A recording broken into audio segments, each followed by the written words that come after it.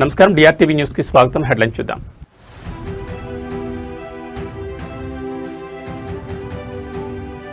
మంత్రి నారా లోకేష్ దక్షిణ కొరియా పర్యటనలో కీలక ఘట్టం. సియోల్లో ముగించుకుని బుసాన్కు ప్రయాణం.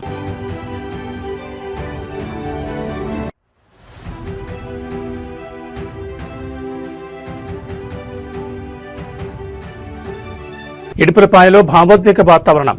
మహానేత వైఎస్ఆర్ 77వ జయంతి వేడుకలు ప్రారంభం.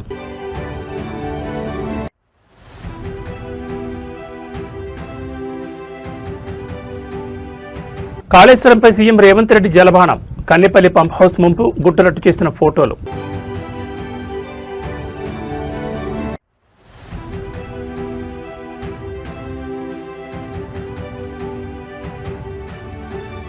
తెలంగాణలో ముదురుతున్న రైతాంగ సమరం. ఆయిల్ ఫామ్ సాగుదారుల లబోదిపో. ఇక డీటెయిల్స్ చూస్తే ఆంధ్రప్రదేశ్ను అంతర్జాతీయ ఇన్వెస్ట్మెంట్స్ హబ్గా, భారతదేశ ఏఐ రాజధానిగా మార్చడమే ధ్యేయంగా మంత్రి నారా లోకేష్ చేపట్టిన దక్షిణ కొరియా పర్యటన అత్యంత కీలక దశకు చేరుకుంది. కొరియా రాజధాని సియోల్లో హ్యుందాయ్ మోబిస్, ఎల్జీ ఎలక్ట్రానిక్స్ మరియు సియోల్ సెమీకండక్టర్స్ లాంటి గ్లోబల్ దిగ్గజాలతో భారీ చర్చలు జరిపిన లోకేష్ తన తదుపరి పారిశ్రామిక వ్యూహాన్ని అమలు చేయడానికి కొరియాలోనే అతిపెద్ద వాణిజ్య కేంద్రమైన బుసాన్ నగరానికి రైల్లో ప్రయాణమయ్యారు. బుసాన్ వేదికగా ఏపీఈడీబీ ఆధ్వర్యంలో అపెక్స్ కొరియా పేరుతో ఒక ప్రత్యేక పెట్టుబడిదారుల సహాయక విభాగాన్ని ఆయన ప్రారంభించబోతున్నారు. చూజ్ స్పీడ్ చూజ్ ఏపీ నినాదంతో మంత్రి నారా లోకేష్ సౌత్ కొరియాలో విస్తృతంగా పర్యటిస్తున్నారు.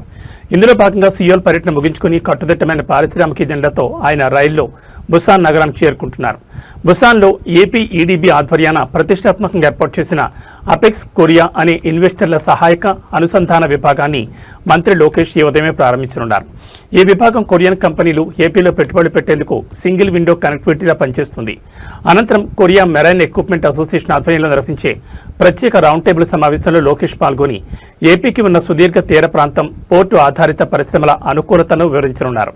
ఈ పర్యటనలో భాగంగా కొరియాకు చెందిన అగ్రశ్రేణి బిజినెస్ గ్రూప్స్ అయిన బిఎన్కే ఫైనాన్షియల్, బుయాంగ్ గ్రూప్, హ్యోంగ్సాంగ్ గ్రూప్ ఉన్నత స్థాయి బృందాలతో లోకేష్ 1-to-1 సమావేశాలు జరపనున్నారు.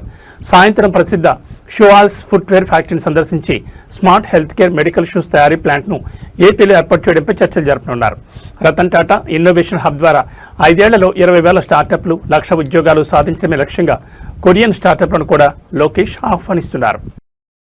ఉమ్మడి ఆంధ్రప్రదేశ్ దివంగత ముఖ్యమంత్రి, నిరుపేదల ఆశాజ్యోతి డాక్టర్ వైఎస్ రాజశేఖర 77వ జయంతి వేడుకలు ఇడుపులపాయలో భావోద్వేగ వాతావరణంలో ప్రారంభమయ్యాయి.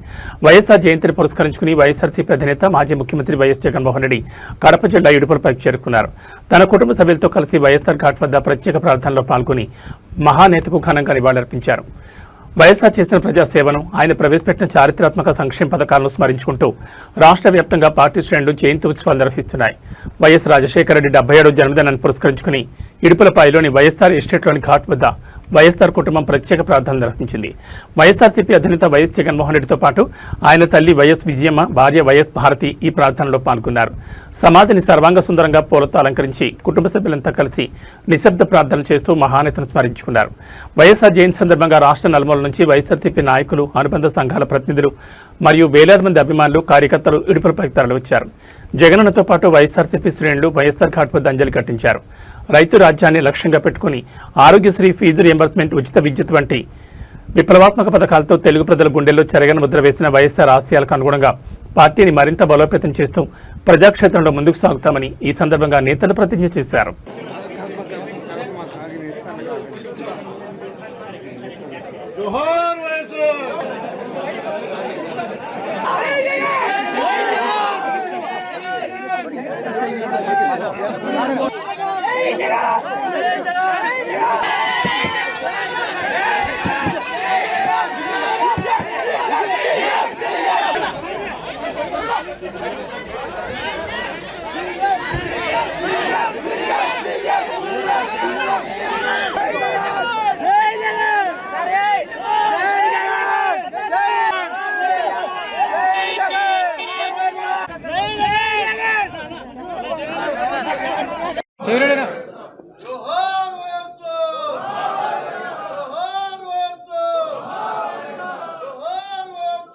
తెలంగాణలో కాళేశ్వరం ప్రాజెక్టు చుట్టూ సాగుతున్న రాజకీయ సమరంలో ముఖ్యమంత్రి రేవంత్ రెడ్డి అత్యంత సంచలన ఆధారాలను మీడియా ముందుకు తెచ్చారు.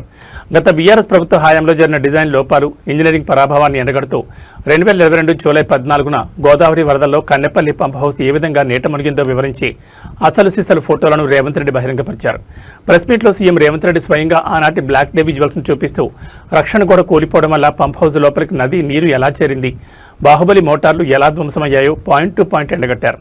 ప్రెస్ మీట్లో ముఖ్యమంత్రి రేవంత్ రెడ్డి చూపిస్తున్న ఈ ఫోటోలను గమనిస్తే 2022 జూలై 14 నాటి గోదావరి వరదల తీవ్రత మరియు ఆ ప్రాజెక్టు నిర్మాణంలో జరిగిన ఘోరమైన మౌలిక లోపాలు స్పష్టంగా కనిపిస్తున్నాయి. వరద తాకిడిని తట్టుకోవలసిన Kannepalli pump house retaining wall ప్రవాహ వేగానికి పేకమేళ్లా కూలిపోయింది. ఈ గోడ పగుళ్లు బారడం వల్ల పక్కనే ఉన్న గోదావరి బ్యాక్ వాటర్ ఒక్కసారిగా ఫోర్స్తో పంప్ హౌస్ ఫోరక్ బే సర్చ్ఫుల్ క్రాస్ చేరుకుని లోపలి డ్రైవ్ వెల్ ఇంజనీరింగ్ రూమ్లోకి ప్రవేశించింది. ఫలితంగా క్షేత్రస్థాయిలో ఉన్న 139 మెగావాట్ల సామర్థ్యం కలిగిన దాదాపు 17కు పైగా భారీ బాహుబలి మోటార్లు మరియు వాటి ప్యానల్ బోర్డులు మోకాళ్ల లోతును దాటి ఏకంగా 5 నుంచి 10 మీటర్ల మేర పూర్తిగా బురద నీటిలో మునిగిపోయాయి. ఈ అట్టడుగు స్థాయి వాస్తవాలను, నష్ట తీవ్రతను అప్పట్లో ప్రజాక్షేత్రంలోకి రాకుండా నాటి పాలకుల పీఆర్ యంత్రాంగం ఎలా తొక్కిపెట్టిందో రేవంత్ రెడ్డి ఫోటోగ్రాఫిక్ ఆధారాలతో సహా వివరించారు. కేవలం రాజకీయ ప్రయోజనాల కోసం హడావిడిగా కట్టినందువల్లే ఇలాంటి దుస్థితి వచ్చిందని, దీనిపై పూర్తి విచారణ జరిపి తీరుతామని సీఎం హెచ్చరించారు. ఇక కన్నెపల్లి ఎంత సుఖమైందా అంటే 2022 జూలై 14 గోదావరిలో వరద వస్తే కన్నెపల్లి అన్నారం పంప్ హౌజులు రీటైనింగ్ వాల్ పంప్ హౌజ్ ఇక్కడ కడితే గోదావరి జలాలు ఇందులోకి రాకుండా గోడ అడ్డం కడితే అది నాణ్యత లేకపోవడం వల్ల కుప్పగూలితే మొత్తం కన్నెపల్లి పంప్ హౌస్ ఫోటోలు చూపిస్తున్నాం మీకు. ఇది నీళ్లు నిండిపోయింది. ఇది లోపల మిషన్లు మొత్తం కెమెరా క్లోజప్ తీసుకో. ఈరోజు కన్నెపల్లి అని చెప్తున్నాడు కదా, ఇగో ఇది కన్నెపల్లి పంప్ హౌస్. ఇది ఎప్పుడు 2022లోనే ఈ పంప్ హౌస్లకు అడ్డంగా కట్టిన గోడ, నీళ్లు రాకుండా కట్టిన గోడ ఒక్కసారిగా గోదావరి జలాలు ఉధృతి పెరగానే ఆ గోడ కుప్పగూలి మొత్తం నీళ్లు పంప్ హౌస్లోకి వస్తే ఇవి కొన్ని మీటర్ల ఎత్తు నీళ్లు నిండినాయి. ఇది మొత్తం పంపులు, లిఫ్టులు, మోటార్ల పరిస్థితి ఇది మీకు. తెలంగాణలో రైతాంగ సమస్యలు, ప్రత్యామ్నాయ పంటల ప్రోత్సాహకాలపై రాజకీయ సమరం మరింత ముదిరింది. జయశంకర్ భూపాలపల్లి జిల్లా కనుపూర్ మండలం పరిధిలోని రేపాక గ్రామంలో ఆయిల్ ఫామ్ సాగు చేస్తున్న రైతులను నేరుగా కలిసి వారి క్షేత్రస్థాయి బాగోగులు మరియు సమస్యలను అడిగి తెలుసుకోవడం జరిగింది. దేశంలో వంట నూనెల దిగుమతి భారాన్ని తగ్గించడంతో పాటు రైతులకు లాభదాయకమైన ఆదాయాన్ని అందించాలనే దార్శనికతతో గత బీఆర్ఎస్ ప్రభుత్వం అత్యంత ప్రతిష్టాత్మకంగా ఆయిల్ ఫామ్ సాగును విస్తృతంగా ప్రోత్సహించిందని, అయితే ప్రస్తుత రేవంత్ రెడ్డి సర్కార్ ఆ అగ్రి పాలసీలను, సబ్సిడీలను పూర్తిగా నిర్వీర్యం చేస్తుందంటూ తీవ్ర ఆరోపణలు వ్యక్తమవుతున్నాయి. సాంప్రదాయ పంటలకు ప్రత్యామ్నాయంగా లాభసాటి ఉద్యానవన పంటల వైపు రైతులను మళ్లించేందుకు గత బీఆర్ఎస్ ప్రభుత్వం మైక్రో ఇరిగేషన్, డ్రిప్ సిస్టమ్స్ మరియు భారీ సబ్సిడీలతో ఆయిల్ ఫామ్ సాగును ఒక ఉద్యమంలా ముందుకు తీసుకెళ్లింది. దీనివల్ల వంట నూనెల దిగుమతులు తగ్గి స్వదేశీ మార్కెట్ బలోపేతం అవుతుందని అంచనా వేశారు. కానీ ప్రస్తుత కాంగ్రెస్ ప్రభుత్వం అధికారంలోకి వచ్చిన తర్వాత ఆయిల్ ఫామ్ సాగుకు ఇస్తున్న రాయితీలు, సకాలంలో అందాల్సిన డ్రిప్ మెటీరియల్స్ సరఫరా మరియు కంపెనీల బైబ్యాక్ సమన్వయాన్ని పూర్తిగా నిర్లక్ష్యం చేస్తుందని రేపాక గ్రామ రైతులు ఆవేదన వ్యక్తం చేస్తున్నారు. రేవంత్ సర్కార్ విధానాల వల్ల పెట్టుబడులు పెరిగి సబ్సిడీలు రాక ప్రత్యామ్నాయ పంటలు వేసిన తాము తీవ్రంగా నష్టపోతున్నామని క్షేత్రస్థాయిలో రైతులు వాపోతున్నారు. నాటి ప్రభుత్వ సంక్షేమ కార్యక్రమాలను రాజకీయ కక్షలతో నిర్వీర్యం చేయడం సరికాదని విమర్శలు వెలువెత్తుతున్నాయి. మీ కాళేశ్వరం ప్రాజెక్ట్ కట్టారు కదా, కట్టిన కాడ ఎక్కడనైతే నీళ్లు కిందికి గోదావరిలో ఉత్తర సముద్రంలో కొత్తున్నాయో ఆ నీళ్ళని ఎత్తిపోయకుండా కావాలని ఎండబెడతాడు. ఆ 2 పిల్లర్లు ఏదో అయినాయి, కిందికి అయినాయి అని చెప్పి మొత్తం ప్రాజెక్ట్ కూలిపోయింది అని బదలాం చేసుకుంటా నీళ్ళు కిందికి పోనిస్తాడు. అసలు ఆ బరేజ్ దగ్గర పోకుండా మేడిగడ్డను ముట్టకుండానే యువతలకి 10 కిలోమీటర్ల మీదకి కన్నెపల్లి పంప్ హౌస్ అని ఉంది. ఆడ 2 పంపులు చాలు చేస్తే ఇలా మొత్తం అన్ని ప్రాజెక్టులు నిండుతాయి. ఆ చూపెడుతందుకు పోయినాయి 1,00,000 క్యూసెక్కుల నీళ్లు కిందికి బేకారు పోతున్నాయి, వేస్ట్గా కిందికి సముద్రంలోకి పోతున్నాయి. అది ఆంధ్రాకు వనికిరావు, మనకు వనికిరావు, కిందికి గోదావరిలో పడి కిందికి సముద్రంలో పోతున్నాయి. అది చాలు చేయాలి, తెలంగాణ రైతులకు నీళ్ళు ఇవ్వాలని చెప్పి అడిగేందుకు పోయినాం. కానీ వచ్చేటప్పుడు ఏమన్నాడంటే రమణారెడ్డి సాబు, మా దగ్గర పామాయిల్ మంచిగా అయింది, రెండోది ఏంటంటే అన్న చెప్పింది అంతా ఇప్పుడు రైతులు జనరల్గానే అంత అవస్థలు ఉన్నారు, టైంకు యూరియా దొరకది, రైతు బంధు పడది, కరెంటు సక్కగా ఉండలేదు. అట్లాగే ఇప్పుడు ఇక మీకు తెలుసు, మరి మీరంటే పామాయిల్ కాబట్టి బాధ లేదు, మీకు కొనేటోళ్ళు ఉన్నారు. కానీ అటు వరి ఆడ మక్కలు కొంటలేరు, వడ్లు కొంటలేరు, వడ్లల్ల ముందేమో బోనస్ అన్నారు, అది దిక్కు లేదు, తాగమాగం ఉంది. భారతదేశ పటిష్ట దౌత్య విధానం యాక్టివిస్ట్ సరికొత్త శిఖరాలు తాకుతోంది.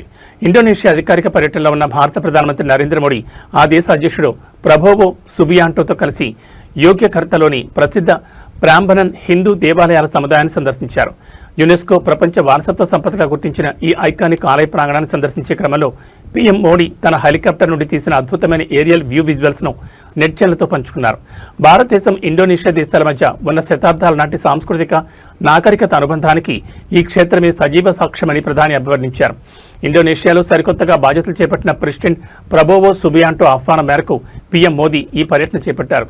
ఇరు దేశాల రక్షణ, వాణిజ్య బంధాలను బలోపేతం చేయడంతో పాటు సాంస్కృతిక బంధాలను చాటి చెప్పడమే ఈ టూర్ ముఖ్య ఎజెండా. ఇందులో భాగంగానే పీఎం మోడీ ప్రెసిడెంట్ ప్రబోవోతో కలిసి 9వ శతాబ్దానికి చెందిన ప్రాంబణన్ ఆలయ శిల్పకళా వైభవాన్ని వీక్షించారు. శివుడు, విష్ణువు, బ్రహ్మ త్రిమూర్తులకు అంకితం చేయబడిన ఈ భారీ ఆలయ సముదాయం ఆగ్నేసియాలోని అతిపెద్ద హిందూ దేవాలయంగా ప్రసిద్ధి చెందింది. ప్రత్యేకించి ఇక్కడి ప్రధాన గోపురాలు ఆకాశాన్ని తాకేలా అత్యంత అద్భుతమైన నిర్మాణ శైలిని కలిగి ఉంటాయి. హెలికాప్టర్ ద్వారా ప్రయాణిస్తున్న సమయంలో పీఎం మోడీ క్లిక్ చేసిన ఈ ఏరియల్ వ్యూ ప్రాంబణన్ చుట్టూ ఉన్న చారిత్రాత్మక శిథిలాలను మరియు పురాతన నిర్మాణ పారామితులను స్పష్టంగా చూపిస్తోంది.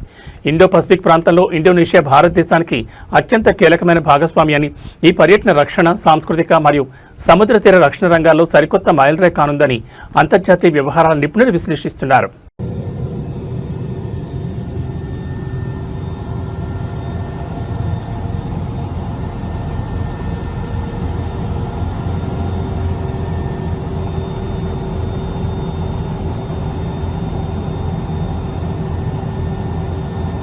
ఆంధ్రప్రదేశ్లో దాదాపు దశాబ్ద కాలంగా న్యాయం కోసం పోరాడుతున్న లక్షలాది మంది అగ్రిగోల్డ్ బాధితుల సమస్యకు శాశ్వత పరిష్కారం చూపే దిశగా కూటమి ప్రభుత్వం మరో సంచలన అడుగు వేసింది. అమరావతి వేదికగా అత్యంత ప్రతిష్టాత్మకంగా ఏర్పాటు చేసిన ప్రత్యేక మంత్రుల బృందం సమావేశంలో అగ్రిగోల్డ్ కేసుల ప్రస్తుత పురోగతిపై మంత్రి మండలి ఉపసంఘం లోతుగా సమీక్ష నిర్వహించింది. గత పాలకుల నిర్లక్ష్యపూరిత వైఖరి వల్ల నలిగిపోయిన సామాన్య డిపాజిట్లకు అండగా నిలబడి ప్రతి ఒక్క బాధితుడికి పూర్తి న్యాయం జరిగే వరకు ప్రభుత్వం బాధ్యతాయుతంగా ముందడుగు వేస్తుందని ఈ సమావేశంలో స్పష్టం చేశారు. పీపుల్ ఫస్ట్ మరియు గుడ్ గవర్నెన్స్ నినాదంతో అధికారంలోకి వచ్చిన కూటమి ప్రభుత్వం అగ్రిగోల్డ్ బాధితుల ఆవేదనను త్వరితగతిన తుడిచేందుకు కార్యాచరణను వేగవంతం చేసింది. గత ప్రభుత్వం ఈ కేసును కేవలం రాజకీయ ప్రయోజనాలకే వాడుకుని ఆస్తుల అటాచ్మెంట్ ప్రక్రియను, కోర్టు విచారణలను నత్తనడక నడిపించిందని ప్రస్తుత సమీక్షలో మంత్రుల బృందం తప్పుపట్టింది. ఈ తప్పులను సరిదిద్దుతూ అగ్రిగోల్డ్ సంస్థకు చెందిన వేల కోట్ల విలువైన స్థిరాస్తులను న్యాయపరమైన చిక్కులు లేకుండా వేలం వేయడం ద్వారా లీగల్ రికవరీ ఫండ్స్ సేకరించడమే లక్ష్యంగా ప్రభుత్వం అడుగులు వేస్తోంది. ప్రతి బాధితుడి దరఖాస్తును రీవెరిఫికేషన్ చేసి అర్హులైన ప్రతి ఒక్కరికి పైసా పక్కకు పోకుండా న్యాయం చేస్తామని, ఈ క్రమంలో ఎలాంటి ఆలస్యాన్ని సహించేది లేదని కమిటీ అధికారులను గట్టిగా ఆదేశించింది. బాధితుల పట్ల మానవతా దృక్పథంతో వ్యవహరిస్తూ నిధుల పంపిణీ ప్రక్రియను పూర్తి పారదర్శకంగా మార్చేందుకు సాంకేతిక పరిజ్ఞానాన్ని కూడా ఉపయోగించబోతున్నట్లు సమాచారం. ఏలూరు జిల్లా జంగారెడ్డిగూడెంలో జరిగిన ఓ దారుణ హత్య ఉదంతం కూటమి ప్రభుత్వంలోనే తీవ్ర కలకలం రేపుతోంది. స్థానిక పోలీసుల పనితీరు, నియోజకవర్గంలో శాంతి భద్రతల నిర్వహణపై చింతలపూడి టీడీపీ ఎమ్మెల్యే సొంగ రోషన్ కుమార్ అత్యంత తీవ్రస్థాయిలో ఆగ్రహం వ్యక్తం చేశారు. జంగారెడ్డిగూడెంలో లా అండ్ ఆర్డర్ పూర్తిగా ఫెయిల్ అయిందంటూ ఆయన చేసిన అసహన వ్యాఖ్యలు ఇప్పుడు ఏపీ పొలిటికల్ సర్కిల్స్ ను షేక్ చేస్తున్నాయి. ప్రాణహాని ఉందని ముందే మొరపెట్టుకున్న ఖాకీలు పట్టించుకోలేదని, తాను ఫోన్ చేసిన అరగంటలోనే తన సొంత కార్యకర్త హత్యకు గురి కావడంపై ఎమ్మెల్యే తీవ్రంగా స్పందించారు. జంగారెడ్డిగూడెం పట్టణంలో స్థానిక టీడీపీ కార్యకర్త దుర్గారెడ్డి దారుణ హత్యకు గురయ్యారు.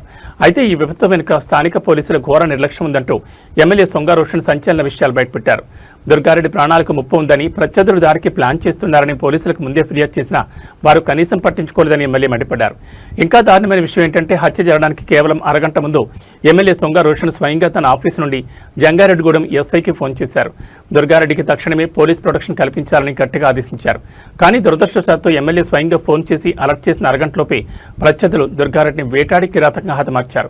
ఈ వైఫల్యంపై నిప్పులు జరిగిన MLA law and order maintain చేయడం అంటే కేవలం పేకాట క్లబ్బులు, కోడిపందాలు పట్టుకోవడం మాత్రమే కాదంటూ పోలీసులకు గట్టి కౌంటర్ ఇచ్చారు.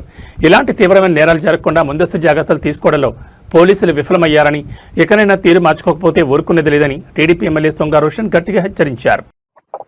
జంగారెడ్డిగూడెం రూరల్లో పేరంపేట గ్రామంలో చాలా దురదృష్టకరం. ఎందుకంటే తెలుగుదేశం పార్టీ కార్యకర్త అయినటువంటి కారుమూరి దుర్గారెడ్డి గారు హత్య చేయబడ్డారు.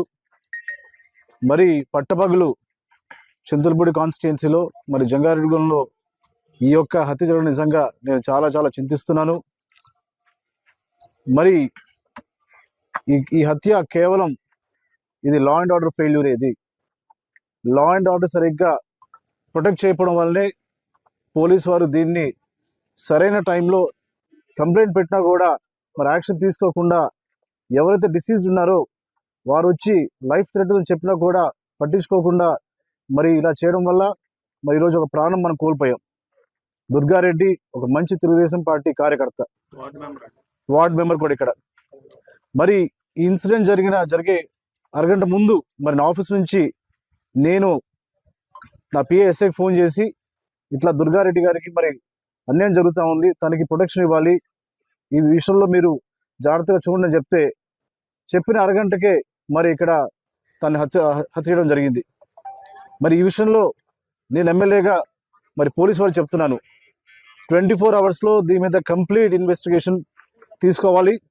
అలాగే ఎవరైతే మరి చంపారో, దీని వెనకాల ఎవరున్నారో, ఎవరైతే మరి ప్రోత్సహించారో ప్రతి ఒక్కరిని కూడా కఠినంగా శిక్షలు చెప్పి నేను సభాముఖంగా తెలియజేస్తున్నాను. తెలంగాణ ముఖ్యమంత్రి రేవంత్ రెడ్డి హాజరైన ఒక క్రీడా ఈవెంట్ ఇప్పుడు రాష్ట్రంలో కొత్త పొలిటికల్ డిబేట్ కు తెరలేపింది.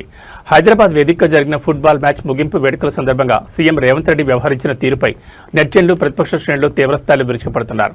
తన వ్యక్తిగత ఇమేజ్ పెంచుకునే పీఆర్ స్టంట్స్ కోసం ఈవెంట్కు తీసుకొచ్చిన పాఠశాల చిన్నారులను అర్ధరాత్రి వరకు స్టేడియంలోనే ఉంచి తీవ్ర ఇబ్బందులు గురిచేశారని ఆరోపణలు వెలువెత్తున్నాయి. రాత్రి బాగా ఆలస్యం కావడంతో ఇంటికి వెళ్లలేక, ఎవరికి చెప్పుకోలేక దట్టమైన లైట్ల వెలుతుల్లోని ఆ చిన్నపిల్లలు కుర్చీల్లోని కొనుక్కు తీస్తున్న విజువల్స్ ఇప్పుడు నెట్టింట వైరల్ అవుతున్నాయి. హైదరాబాద్లో క్రీడలను ప్రోత్సహించే వ్యూహంలో భాగంగా ఏర్పాటు చేసిన ఈ ఫుట్బాల్ మ్యాచ్కు ముఖ్యమంత్రి రేవంత్ రెడ్డి ముఖ్య అతిథిగా హాజరయ్యారు. అయితే ఈ మ్యాచ్ షెడ్యూల్, తదుపరి ముగింపు కార్యక్రమాలు అనుకున్న సమయం కంటే చాలా ఆలస్యంగా సాగాయి. రాత్రి 12 గంటలు దాటుతున్న సీఎం రేవంత్ రెడ్డి మ్యాచ్ ముగిసే వరకు అక్కడే ఉండి వీక్షించారు. ప్రోటోకాల్ నిబంధనలు మరియు సీఎం ఇమేజ్ బిల్డింగ్ ప్రమోషన్ల కోసం నిర్వాహకులు ఈవెంట్ ప్రారంభంలో తీసుకొచ్చిన చిన్నారులను రాత్రి వేళ కూడా ఇంటికి పంపకుండా అక్కడే కూర్చోబెట్టడం వివాదానికి కేంద్ర బిందువైంది. సాధారణంగా రాత్రి 9 లేదా 10 గంటల కల్లా నిద్రపోయే అలవాటున్న ప్రాథమిక ఉన్నత పాఠశాల విద్యార్థులు అర్ధరాత్రి 1 గంట కావస్తున్న కార్యక్రమం ముగియకపోవడంతో తీవ్ర అలసట గురయ్యారు. నిర్వాహకులకు భయపడి బయటకు వెళ్లలేక స్టేడియం సీట్లలోనే తలలు వాల్చి నిద్రపోతున్న దృశ్యాలు ప్రజా సంఘాల ఆగ్రహానికి కారణమయ్యాయి. కేవలం పబ్లిసిటీ పిచ్చితో చిన్నపిల్లల ఆరోగ్యం, హక్కులను కాలరాస్తారా అంటూ నెటిజన్లు సీఎం రేవంత్ రెడ్డిని టార్గెట్ చేస్తూ ట్వీట్లు గుప్పిస్తున్నారు.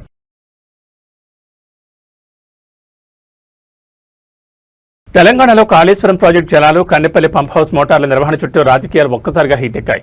గోదావరిలో నీళ్లే లేవంటూ ముఖ్యమంత్రి రేవంత్ రెడ్డి చేస్తున్న వ్యాఖ్యలకు బీఆర్ఎస్ సీనియర్ నేత, మాజీ మంత్రి వేముల ప్రశాంత్ రెడ్డి క్షేత్రస్థాయి సాంకేతిక ఆధారాలతో బలమైన కౌంటర్ ఇచ్చారు. కన్నెపల్లి పంప్ హౌస్ వద్ద ప్రస్తుతం నీటి మట్టం 102 మీటర్లకు చేరిన కాంగ్రెస్ ప్రభుత్వం కావాలనే మోటార్లను ఆన్ చేయడం లేదని మండిపడ్డారు. కేసీఆర్ ఇంజనీరింగ్ దార్శనికతను తక్కువ చేసి చూపే ప్రయత్నంలో రైతాంగాన్ని ఆగం చేయడం ఎంతవరకు సమంజసమని నిలదీశారు. కన్నెపల్లి పంప్ హౌస్ వద్ద ప్రస్తుత జల విశ్లేషణను మాజీ మంత్రి వేముల ప్రశాంత్ రెడ్డి మీడియాకు క్షుణ్ణంగా వివరించారు. కన్నెపల్లి పంప్ హౌస్ డిజైన్ ప్రకారం కేవలం 92 మీటర్ల వద్ద నీటి మట్టం ఉన్నా సరే మోటార్ల ద్వారా నీటిని విజయవంతంగా ఎత్తిపోసే సాంకేతిక అవకాశం ఉంది. కానీ ప్రస్తుతం అక్కడ ఏకంగా 102 మీటర్ల ఎత్తులో నీళ్లు ప్రవహిస్తున్నాయని, అంటే లిఫ్టింగ్ సామర్థ్యానికి మించి రికార్డు స్థాయిలో నీటి లభ్యత ఉందని గణాంకాలతో సహా నిరూపించారు. ఎగువ గోదావరిలో ఆశించిన స్థాయిలో నీళ్లు లేకపోయినా ప్రాణహిత నది కలిసే చోటు నుంచి కాళేశ్వరం ప్రాజెక్టుకు తీవ్ర వరద ప్రవాహం వస్తోందని గుర్తు చేశారు. ప్రాణహిత నది నుంచి ఏ కాలంలోనైనా నీటిని గరిష్టంగా వాడుకునే వీలుంటుంది కాబట్టి నాటి ముఖ్యమంత్రి కేసీఆర్ ఎంతో రీసెర్చ్ చేసి కాళేశ్వరం ప్రాజెక్టుని ఈ రీతిలో డిజైన్ చేశారని స్పష్టం చేశారు. కేవలం బీఆర్ఎస్ పార్టీ మీద ఉన్న రాజకీయ కోపంతో అసలు నీళ్లే లేవని అబద్ధాలు చెప్తూ సాగు, తాగునీరు అందక అల్లాడుతున్న రైతులను, ప్రజలను వంచడం దారుణమన్నారు. ఇప్పటికైనా పట్టుదల వీడి తక్షణమే Kannepalli pump house motor launch చేసి నీటిని లిఫ్ట్ చేయాలని డిమాండ్ చేశారు. ఇది ప్రాణహిత నది గోదావరిలో కలిసిన తర్వాత పారుతున్న గోదావరి. ఇది ఇప్పుడు మనం కన్నెపల్లి పంప్ హౌస్ దగ్గర ఉన్నాం. కొద్దిగా ఇక్కడ నుంచి అవతల కిందికి మేడిగడ్డ బ్యారేజ్ ఉంటుంది. అయితే ఇప్పుడు మేడిగడ్డ బ్యారేజ్ తెరిచింది, గోదావరి పారుతా ఉన్నది, బ్యారేజ్ నిలకడగా అట్లనే ఉంది, బ్యారేజ్ ఏం కాలేదు. గోదావరి నీళ్లు బ్యారేజ్ దాటుకొని కిందికి పోతా ఉంది. అదొక పాయింట్. రెండో పాయింట్, ఇప్పుడు ఈ పారే గోదావరి నుంచే కన్నెపల్లి పంప్ హౌస్ కు నీళ్లు వస్తుంది. యాక్చువల్ గా 92 మీటర్స్ లెవెల్ నుంచి కన్నెపల్లి పంప్ హౌస్ కు నీళ్లు తీసుకోవచ్చు. ఇప్పుడు 102 మీటర్స్ లెవెల్ ఉన్నది. అంటే 10 మీటర్ల నీళ్లు కన్నెపల్లి పంప్ హౌస్ లోకి రావచ్చు. 10 మీటర్ల ఎత్తులో ఉంది, ఇంకా నీళ్లున్నాయి 10 మీటర్లు. అంటే మేడిగడ్డ బ్యారేజీ క్లోజ్ చేయకుండా పారే గోదావరి నుంచే నీళ్లు తీసుకునే అవకాశం ఉన్నది. 10 మీటర్ల మేర నీళ్లు తీసుకునే అవకాశం ఉంది. ఇప్పుడు మనం ఇక్కడ Kannepalli pump house approach channel దగ్గర ఉన్నాం. ఇది అప్రోచ్ ఛానల్, అదేమో పంప్ హౌస్. ఆ పంప్ హౌస్ గేట్లు అవి. సో ఇక్కడ కూడా ఈ అప్రోచ్ ఛానల్ నుంచి ఇది అప్రోచ్ ఛానల్ నుంచి ఈ పంప్ హౌస్ కి ఆ గేట్లు 31 గేట్లు ఉన్నాయి. అక్కడ నీళ్లు ఆ గేట్ ఓపెన్ చేస్తే పంప్ హౌస్ లోకి పోయి పంప్ హౌస్ నుంచి అక్కడి నుంచి ఆ పైకి నీళ్లు లిఫ్ట్ చేయొచ్చు. అంటే ఇక్కడ అర్థమవుతున్నది ఏంది, ఇప్పుడు రామగుండం దగ్గర మేము బ్రిడ్జ్ క్రాస్ చేసినప్పుడు అక్కడ గోదావరిని చూస్తే అక్కడ గోదావరిలో చుక్క నీళ్ళు లేదు. ఎక్కడైతే ప్రాణాయిత నది కలిసిన తర్వాత గోదావరి ఇప్పుడు నేను ఇంతకుముందు మీకు చూపించిన గోదావరి బ్రహ్మాండంగా పారుతా ఉన్నది. అంటే ఇక్కడ నుంచి ఎగువన గోదావరి ఏదైతే ఉన్నదో ఆ గోదావరిలో నీళ్లు లేవు. ఆ గోదావరి మీద ఆధారపడ్డటువంటి ఆయకట్టు రైతులు.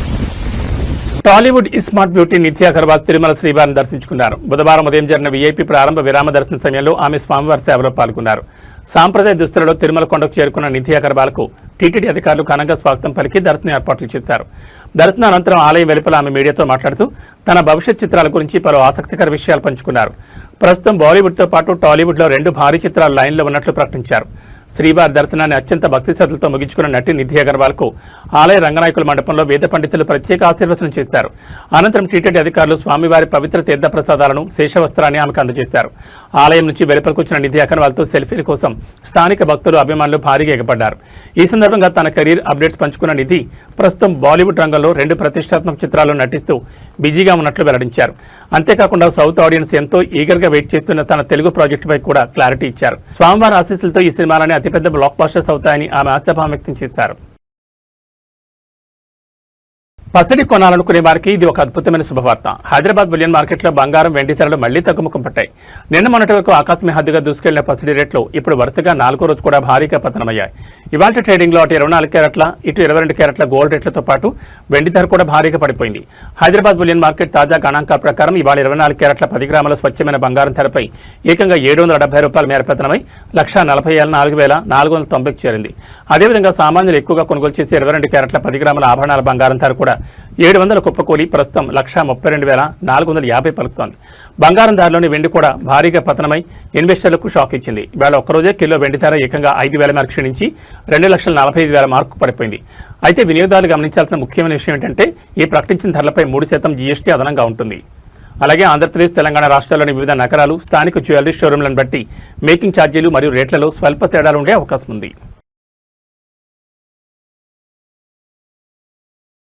తెలుగు రాష్ట్రాల్లో వాతావరణం ఎన్నడూ లేని విధంగా తీవ్ర ఆందోళన కలిగిస్తోంది. వానాకాలం సీజన్ ప్రారంభమై 4 రోజులు దాటిపోతున్న ఆకాశం వైపు చూస్తున్న రైతులకు, సామాన్యులకు తీవ్ర నిరాశ ఎదురవుతోంది.